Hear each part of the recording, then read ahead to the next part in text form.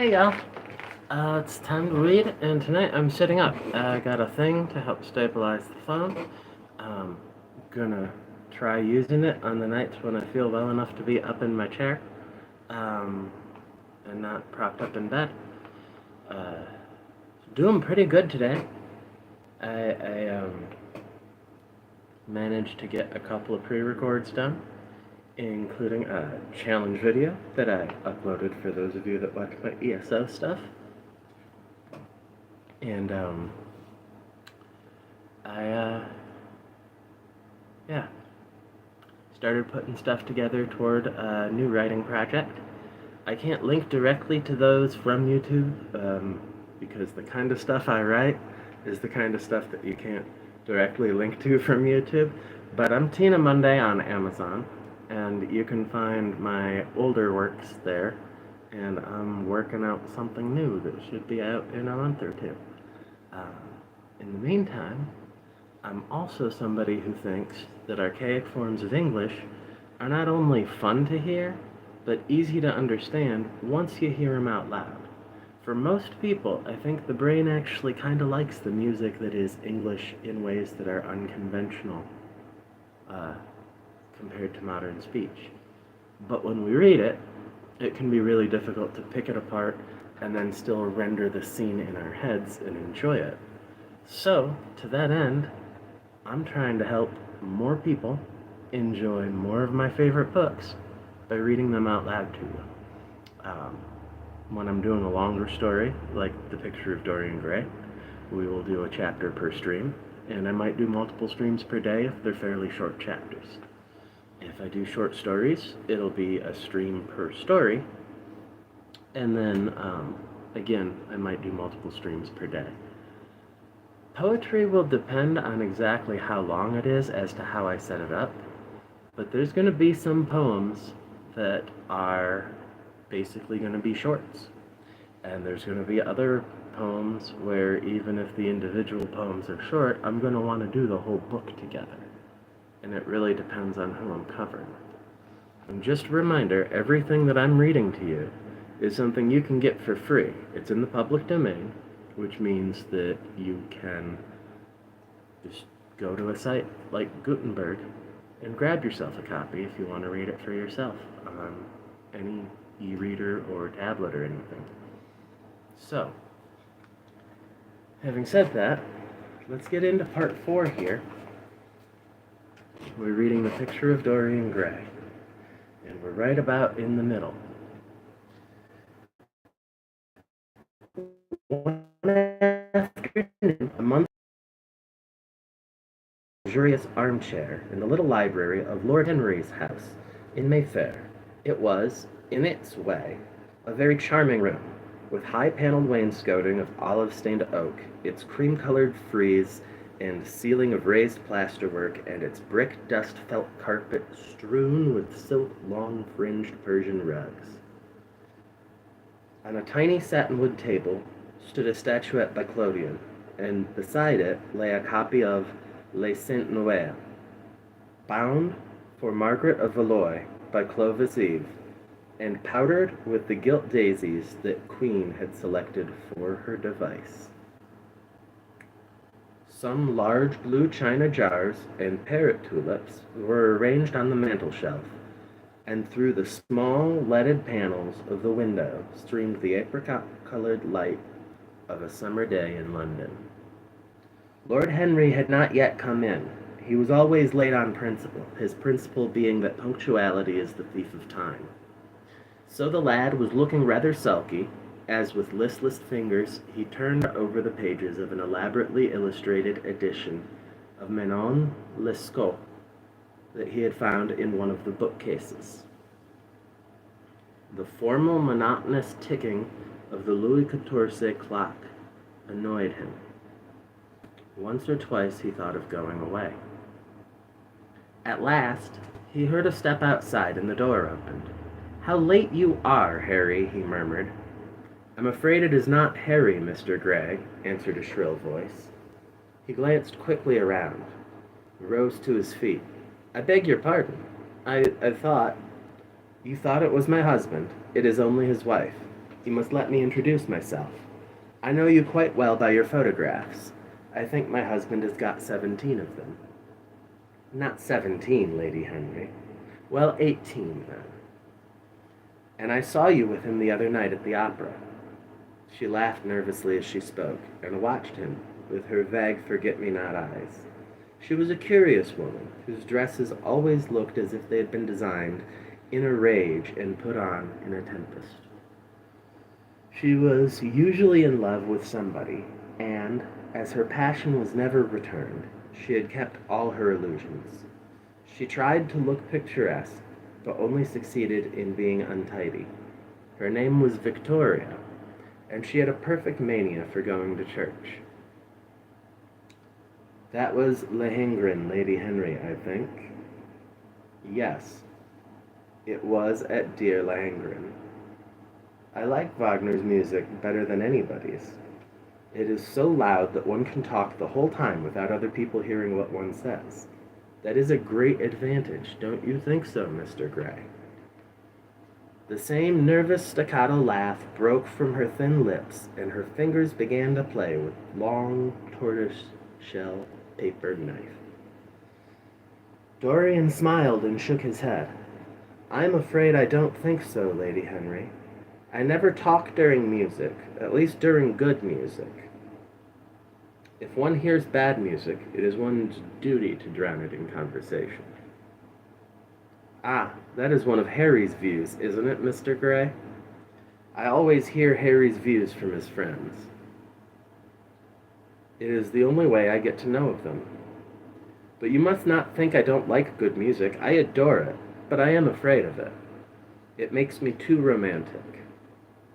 I have simply worshipped pianists, 2 at a time sometimes, Harry tells me. I don't know what it is about them. Perhaps it is that they are foreigners. They all are, aren't they? Even those that are born in England become foreigners after a time, don't they? It is so clever of them, and such a compliment to art. Makes it quite cosmopolitan, doesn't it? You have never been to any of my parties, have you, Mr. Gray? You must come. I can't afford orchids, but I spare no expense in foreigners. They make one's rooms look so picturesque. But here is Harry. Harry, I came in to look for you, to ask you something. I forget what it was, and I found Mr. Gray here. We have had such a pleasant chat about music. We have quite the same ideas. No, I think our ideas are quite different, but he has been most pleasant. I am so glad I've seen him. I am charmed, my love, quite charmed, said Lord Henry, elevating his dark crescent-shaped eyebrows and looking at them both with an amused smile. So sorry I am late, Dorian. I went to look after a piece of old brocade in Wardour Street, and I had to bargain for hours for it. Nowadays people know the price of everything and the value of nothing. I'm afraid I must be going, exclaimed Lady Henry, breaking an awkward silence with her silly, sudden laugh. I have promised to drive with the Duchess. Goodbye, Mr. Gray. Goodbye, Harry. You are dining out, I suppose? So am I. Perhaps I shall see you at Lady Thornbury's. I dare say, my dear, said Lord Henry, shutting the door behind her, as, looking like a bird of paradise that had been out all night in the rain, she flitted out of the room, leaving a faint odor of frangipani. Then he lit a cigarette and flung himself down on the sofa. Never marry a woman with straw-colored hair, Dorian, he said after a few puffs. Why, Harry? Because they are so sentimental. But I like sentimental people. Never marry at all, Dorian. Men marry because they are tired. Women because they are curious. Both are disappointed. I don't think I'm likely to marry, Henry. I am too much in love. That is one of your aphorisms.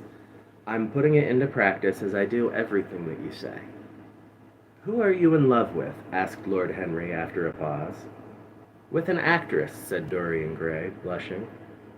Lord Henry shrugged his shoulders. That is a rather commonplace debut. You would not say so if you saw her, Harry. Who is she? Her name is Sybil Vane. Never heard of her. No one has. People will someday, however.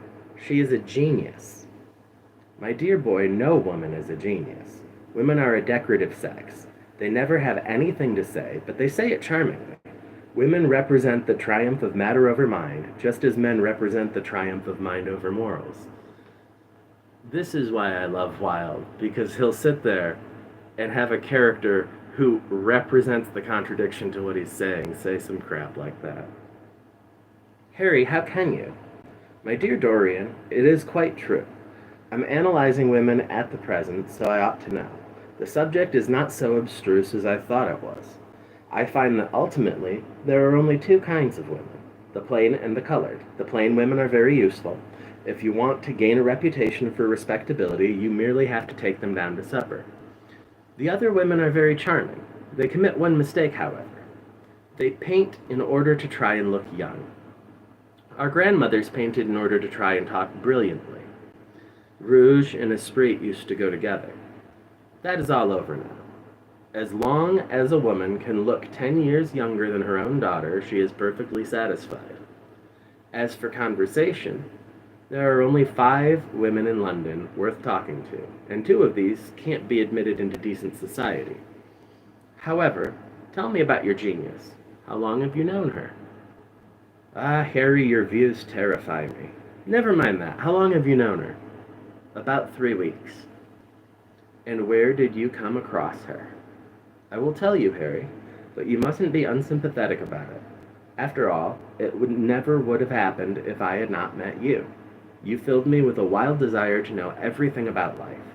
For days after I met you, something seemed to throb in my veins. As I lounged in the park or strolled down Piccadilly, I used to look at every one who passed me and wonder with a mad curiosity what sorts of lives they had. Some of them fascinated me. Others filled me with terror. There was an exquisite poison in the air. I had a passion for sensations.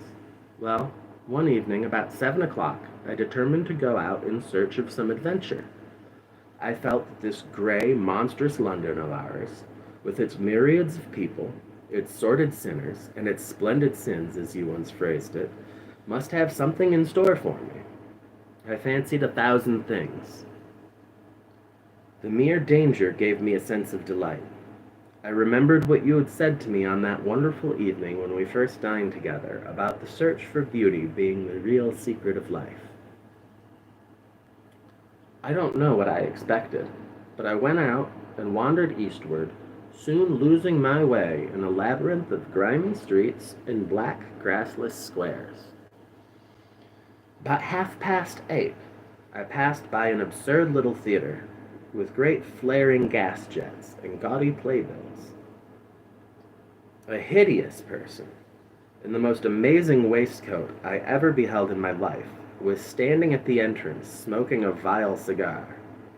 He had greasy hair, and an enormous diamond blazed in the center of a soiled shirt. "Have a box, my lord?" he said when he saw me, and he took off his hat with an air of gorgeous civility. There was something about him, Harry, that amused me. He was such a monster. You will laugh at me, I know, but I really went in and paid a whole guinea for a stage box. To the present day, I can't make out why I did so, and yet, if I hadn't, my dear Harry, if I hadn't, I should have missed the greatest romance in my life. I see you were laughing. How horrid of you. I am not laughing, Dorian. At least, I'm not laughing at you.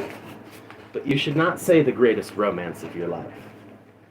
You should say the first romance of your life. You will always be loved, and you will always be in love with love. A grand passion is the privilege of people who have nothing to do. That is the one use of the idle classes of a country. Don't be afraid. There are exquisite things in store for you. This is merely the beginning. "Do you think my nature is so shallow?" cried Dorian Gray angrily. "No, I think your nature so deep." "How do you mean?" "My dear boy, the people who love only once in their lives are really the shallow people. What they call their loyalty and their fidelity, I call either the lethargy of custom or their lack of imagination. Faithfulness is to the emotional life what consistency is to the life of the intellect, simply a confession of failures. Faithfulness, I must analyze it someday. The passion for property is in it.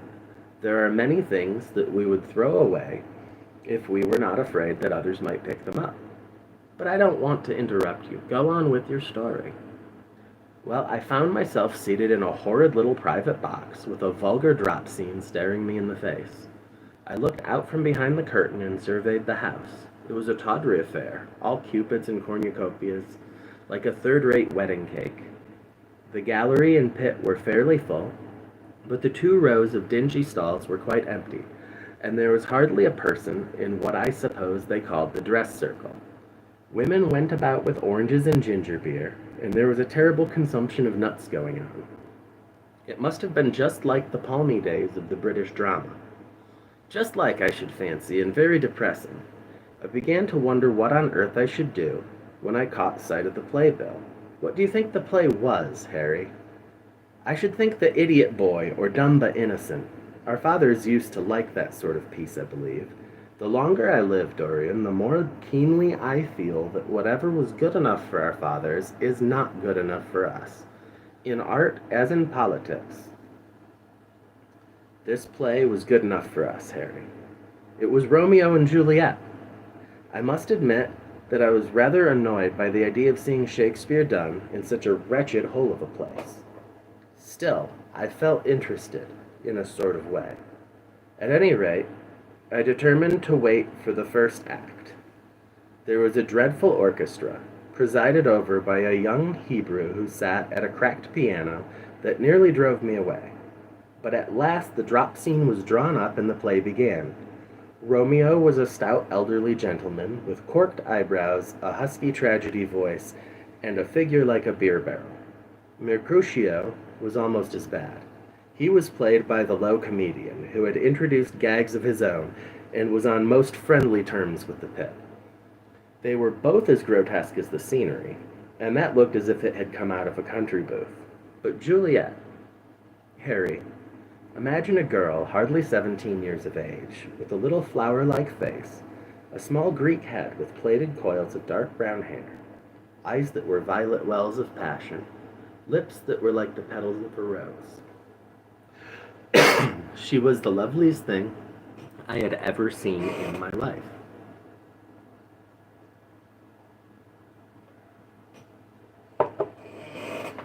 You said to me once that pathos left you unmoved, but that beauty, mere beauty, could fill your eyes with tears. I tell you, Harry, I could hardly see this girl for the mist of tears that came across me. And her voice, I never heard such a voice.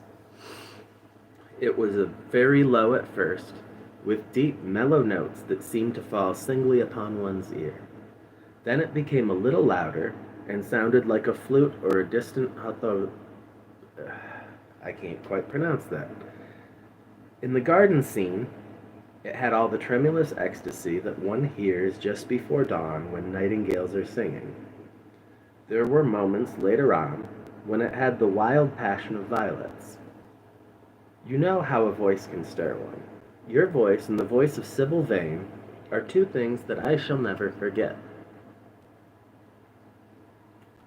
When I close my eyes, I hear them.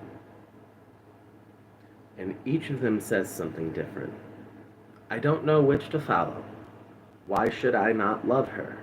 Harry, I do love her. She is everything to me in life. Night after night, I go to see her play.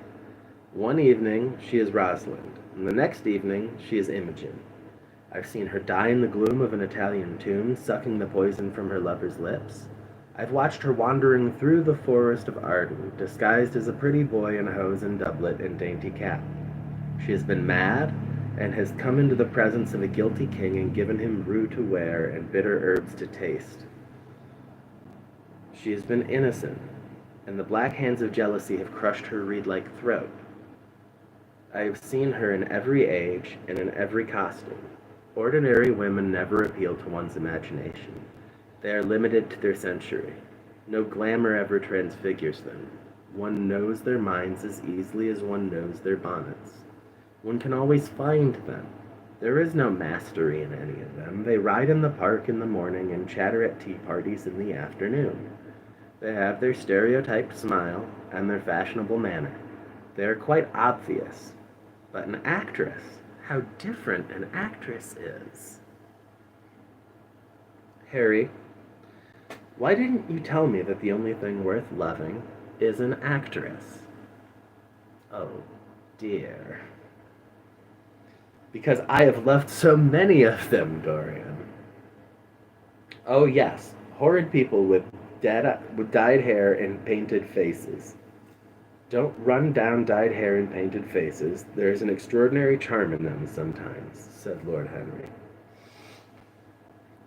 I wish now that I had not told you about Sybil Vane. You could not have helped telling me, Dorian.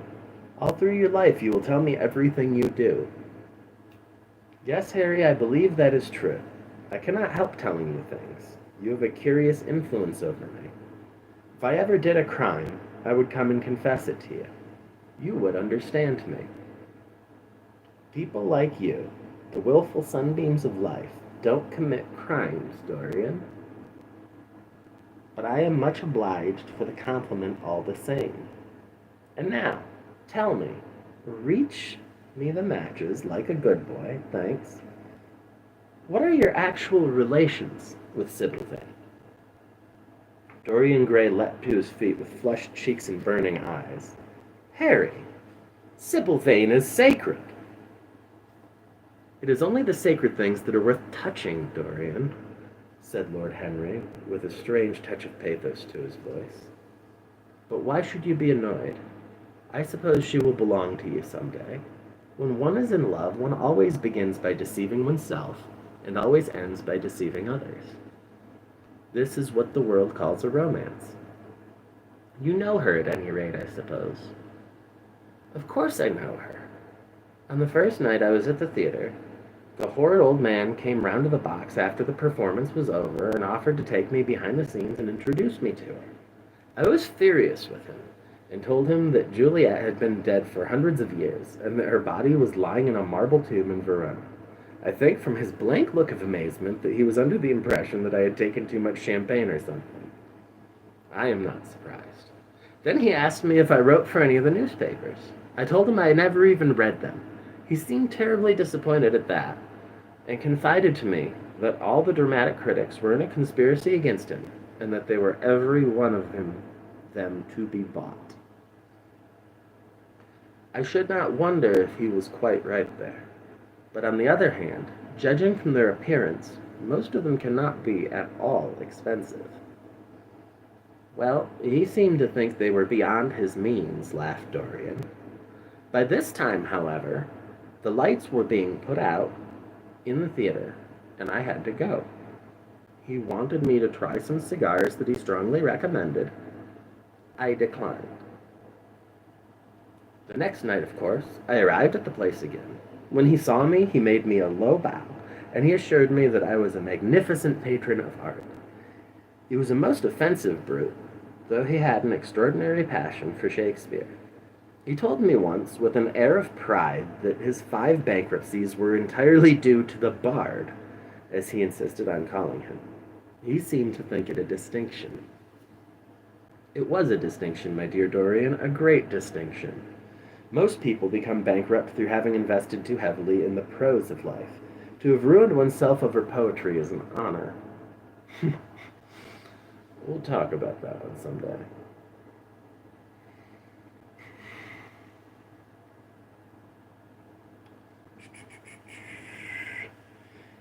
But when did you first speak to Miss Sybil Vane? The 3rd night. She had been playing Rosalind. I could not help going round. I had thrown her some flowers, and she had looked at me. At least I fancied she had. The old man was persistent. He seemed determined to take me behind, so I consented.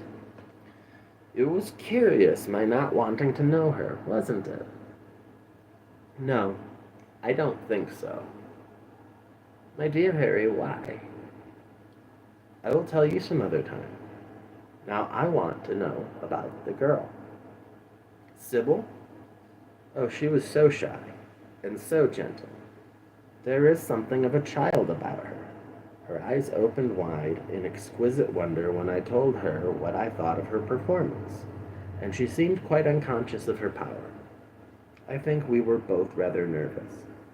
The old man stood grinning at the doorway of the dusty green room, making elaborate speeches about us both, while we stood looking at each other like children.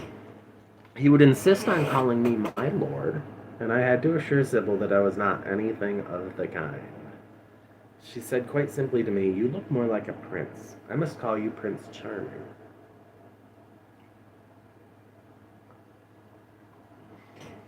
Upon my word, Dorian, Miss Sybil knows how to pay compliments. You don't understand her, Harry. She regarded me merely as a person in a play. She knows nothing of life. She lives with her mother, a faded, tired woman who played Lady Capulet in a sort of magenta dressing wrapper on the first night, and looks as if she'd seen better days. I know that look. It depresses me, murmured Lord Henry, examining his things. The old man wanted to tell me her history, but I said it did not interest me. You were quite right. There is always something infinitely mean about other people's histories. Sybil is the only thing I care about. What is it to me where she came from? From her little head to her little feet, she is absolutely and entirely divine.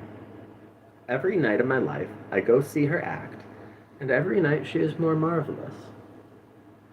That is the reason, I suppose, that you never dine with me now. I thought you must have some curious romance on hand. You have, but it is not quite what I expected. My dear Harry, we either lunch or sup together every day, and I've been to the opera with you several times, said Dorian, opening his blue eyes in wonder. You always come dreadfully late. Well, I can't help going to see Sybil play, he cried. Even if it is only for a single act, I get hungry for her presence, and when I think of the wonderful soul that is hidden away in that little ivory body, I am filled with awe. You can dine with me tonight, Dorian, can't you? He shook his head. Tonight she is Imogen, he answered, and tomorrow night she will be Juliet. When is she Sybil Vane? Never. I congratulate you. How horrid you are. She is all the great heroines of the world in one. She is more than an individual. You laugh, but I tell you she has genius. I love her, and I must make her love me. You, who know all the secrets of life, tell me how to charm Sybil Vane to love me. I want to make Romeo jealous. I want the dead lovers of the world to hear our laughter and grow sad. I want a breath of our passion to stir their dust into consciousness, to wake their ashes into pain. My God, Harry, how I worship her. He was walking up and down the room as he spoke. Hectic spots of red burned in his cheeks. He was terribly excited. Lord Henry watched him with a subtle sense of pleasure. How different he was now from the shy, frightened boy he had met in Basil Hallward's studio. His nature had developed like a flower, had borne blossoms of scarlet flame. Out of its secret hiding place had crept his soul, and desire had come to meet it on the way. And what do you propose to do? Said Lord Henry at last. I want you and Basil to come with me some night and see her act. I have not the slightest fear of the result. You are certain to acknowledge her genius, and then we must get her out of the old man's hands. She is bound to him for 3 years, at least for 2 years and 8 months from the present time. I shall have to pay him something, of course. When all that is settled, I shall take a West End theater and bring her out properly. She will make the world as mad as she has made me. That would be impossible, my dear boy. Yes, she will. She is not merely art, consummate art instinct in her, but she has personality also. And you've often told me that it is personalities, not principles, that move the age. Well, what night shall we go? Let me see. Tomorrow is Tuesday. Or today is Tuesday. Let us fix tomorrow. She plays Juliet tomorrow. All right, the Bristol at 8 o'clock, and I will get Basil. Not 8, Harry, please. 6:30. We must be there before the curtain rises. You must see her in the first act, where she meets Romeo. 6:30? What an hour! Will be like having a meat tea, or reading an English novel. It must be 7. No gentleman dines before 7. Shall you see Basil between this and then? Or shall I write to him? Dear Basil, I have not laid eyes on him for a week. It is rather horrid of me, as he has sent me my portrait in the most wonderful frame, specially designed by himself. And though I'm a little jealous of the picture for being a whole month younger than I am, I must admit that I delight in it. Perhaps you had better write to him. I don't want to see him alone. He says things that annoy me. He gives me good advice. Lord Henry smiled.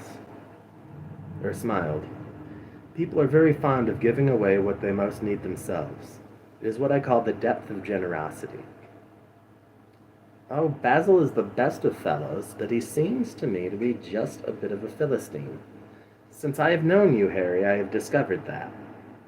Basil, my dear boy, puts everything that is charming in him into his work. The consequence is that he had nothing left for life but his prejudices, his principles, and his common sense. The only artists I have ever known who are personally delightful are bad artists. Good artists exist simply in what they make, and consequently are perfectly uninteresting in what they are. A really great poet, is the most unpoetical of all creatures. But inferior poets are absolutely fascinating. The worse their rhymes are, the more picturesque they look. The mere fact of having published a book of second-rate sonnets makes a man quite irresistible. He lives the poetry that he cannot write. The others write the poetry that they dare not realize. It's like this guy saw a modern MFA program 100 years early, isn't it?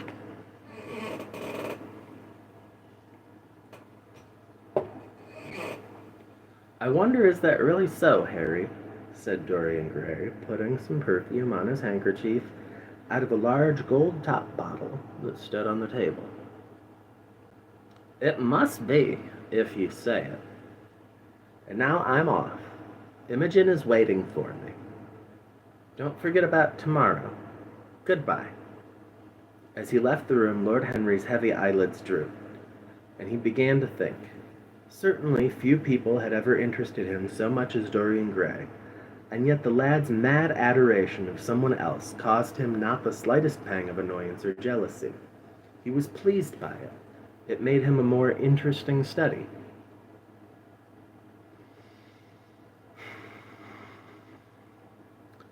He had been always enthralled by the methods of natural science, but the ordinary subject matter of that science seemed to him trivial and of no import, and so he had begun by vivisecting himself as he had ended by vivisecting others. Human life that appeared to him the one thing worth investigating. Compared to it, there was nothing else of any value. It was true that as one watched life in its curious crucible of pain and pleasure, one could not wear over one's face a mask of glass, nor keep the sulphurous fumes from troubling the brain, and making the imagination turbid with monstrous fancies and misshapen dreams. There were poisons so subtle that to know their properties one had to sicken of them. There were maladies so strange that one had to pass through them if one sought to understand their nature. And yet, what a great reward one received. How wonderful the whole world became to one, to note the curious hard logic of passion, and the emotional colored life of the intellect, to observe where they met, and where they separated, at what point they were in unison, and at what point they were at discord. There was a delight in that. What matter what the cost was? One could never pay too high a price for any sensation. He was conscious, and the thought brought a gleam of pleasure into his brown agate eyes, that it was through certain words of his, musical words said with musical utterance, that Dorian Gray's soul had turned to this white girl and bowed in worship before her. To a large extent, the lad was his own creation. He had made him premature. That was something.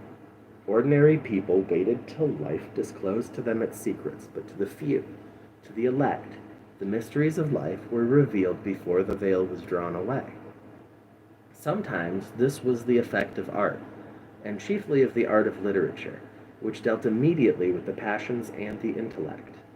But now and then a complex personality took the place and assumed the office of art, was indeed, in its way, a real work of art, life having its elaborate masterpieces just as poetry has, or sculpture, or painting. Yes, the lad was premature. He was gathering his harvest while it was yet spring. The pulse and passion of youth were in him, but he was becoming self-conscious. It was delightful to watch him. With his beautiful face and his beautiful soul, he was a thing to wonder at. It was no matter how it all ended or was destined to end. He was like one of those gracious figures in a pageant or a play, whose joys seem to be remote from one, but whose sorrows stir one's sense of beauty, and whose wounds are like red roses. Soul and body, body and soul, how mysterious they were. There was animalism in the soul, and the body had its moments of spirituality. The senses could refine, and the intellect could degrade. Who could say where the fleshly impulse ceased, or the physical impulse began? How shallow were the arbitrary definitions of ordinary psychologists, and yet how difficult to decide between the claims of the various schools. Was the soul a shadow seated in the house of sin, or was the body really in the soul, as Giordano Bruno thought? The separation of spirit from matter was a mystery, and the union of spirit with matter was a mystery also. He began to wonder whether we could ever make psychology so absolute a science that each little spring of life would be revealed to us. As it was, we always misunderstood ourselves, and rarely understood others. Experience was no ethical value. It was merely the name men gave to their mistakes. Moralists had, as a rule, regarded it as a mode of warning, had claimed for it a certain ethical efficacy in the formation of character, had praised it as something that had taught us what to follow and showed us what to avoid, but there was no motive power in experience. It was as little of an active cause as conscience itself. All that it really demonstrated was that our future would be the same as our past, and that the sin that we had done once, and with loathing, we would do many times, and with joy. It was clear to him that the experimental method was the only method by which one could arrive at any scientific analysis of the passions, and certainly Dorian Gray was a subject made to his hand, and seemed to promise rich and fruitful results. His sudden mad love for Sybil Vane was a psychological phenomenon of no small interest. There was no doubt that curiosity had much to do with it, curiosity and the desire for new experiences. Yet it was not a simple, but rather a very complex passion. What there was in it of the purely sensuous instinct of boyhood had been transformed by the workings of the imagination, changed into something that seemed to the lad himself to be remote from sense, and was for that very reason all the more dangerous. It was the passions about those whose origin we deceived ourselves that tyrannized the most strongly over us. Our weakest motives were those of whose nature we were conscious. It often happened that when we thought we were experimenting on others, we were really experimenting on ourselves. While Lord Henry sat dreaming on these things, a knock came to the door, and his valet entered and reminded him that it was time to dress for dinner. He got up and looked out into the street. The sunset had smitten into starlit gold the upper windows of the houses opposite. The panes glowed like plates of heated metal. The sky above was like a faded rose. He thought of his friend's young, fiery-colored life, and wondered how it was all going to end. When he arrived home, about 12:30, he saw a telegram lying on the hall table. He opened it and found that it was from Dorian Gray. It was to tell him that he was engaged to be married to Sybil Vane. All right, y'all. That brings us to the end of chapter 4. And I am probably going to be back to read another chapter tonight, but I'm getting dry, and I need to go take care of that. So I'm going to go get some water, and I'm going to go see if I can beat this heat a little bit. I'm in an air-conditioned room, and I'm still dripping a little. It's just like that here. But I hear it's like that almost everywhere this week. Thanks for joining me. I hope you enjoyed it. I hope you want to subscribe and get notifications when I come online for either game streams or more reading streams. And I will be streaming one stream per chapter as often as I have the stamina, which will be at least once a day, until we get done. Thanks for joining me.